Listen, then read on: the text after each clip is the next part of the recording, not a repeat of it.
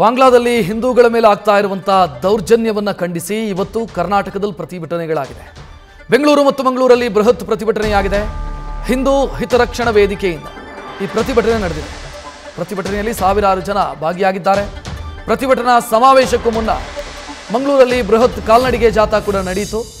ಜ್ಯೋತಿ ಸರ್ಕಲ್ನಿಂದ ಹಂಪನಕಟ್ಟೆಯವರೆಗೆ ಈ ಜಾಥಾ ನಡೆಯಿತು. ಮಂಗಳೂರಿನ ಮಿನಿ ವಿಧಾನಸೌಧದ ಮುಂದೆ ಪ್ರತಿಭಟನಾ ಸಭೆಯಾಯಿತು. ಸಭೆಯಲ್ಲಿ ಸ್ವಾಮೀಜಿಗಳು, ಬಿಜೆಪಿ ಶಾಸಕರು, ಸಂಸದರು ಭಾಗಿಯಾಗಿದ್ದಾರೆ.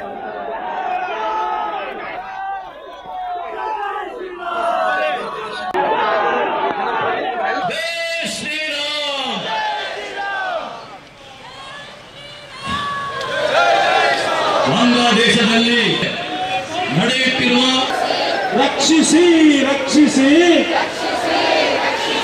ಬಾಂಗ್ಲಾ ಹಿಂದೂಗಳ ರಕ್ಷಿಸಿ, ಬಾಂಗ್ಲಾ ಹಿಂದೂಗಳ ರಕ್ಷಿಸಿ, ನಿಲ್ಲಲಿ ನಿಲ್ಲಲಿ ನಿಲ್ಲಲಿ ನಿಲ್ಲಲಿ, ಹಿಂದೂಗಳ ಮೇಲಿನ ದೌರ್ಜನ್ಯ ನಿಲ್ಲಲಿ,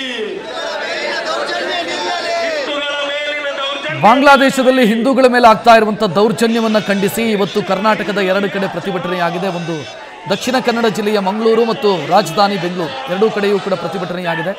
ಅಲ್ಲಿನ ಹಿಂದೂಗಳ ರಕ್ಷಣೆಗೆ ಧಾವಿಸಿ ಅಂತ ಘೋಷಣೆಯನ್ನು ಕೂಗಲಾಗ್ತಾ ಇದೆ. ನೋಡ್ತಾ ಇದ್ದೀರಿ, ಹಿಂದೂ ಸಂಘಟನೆಗಳು, ಬಿಜೆಪಿ ಜೊತೆಗೆ ಕೆಲ ಸ್ವಾಮೀಜಿಗಳು ಕೂಡ ಈ ಪ್ರತಿಭಟನೆಗೆ ಸಾಥ್ ಕೊಟ್ಟಿದ್ದಾರೆ.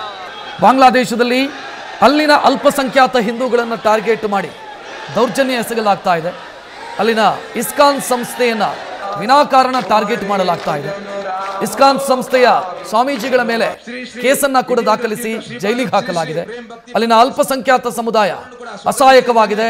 ಅವರ ರಕ್ಷಣೆಗೆ ನಿಲ್ಲಬೇಕು ಅನ್ನೋದು ಈ ಪ್ರತಿಭಟನೆಯ ಉದ್ದೇಶ.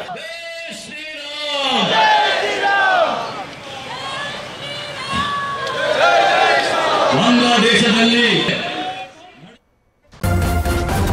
ನ್ಯೂಸ್ ಫಸ್ಟ್ ನಿರ್ಭೀತಿಯಿಂದ ನಿಮ್ಮ ಪರವಾಗಿ.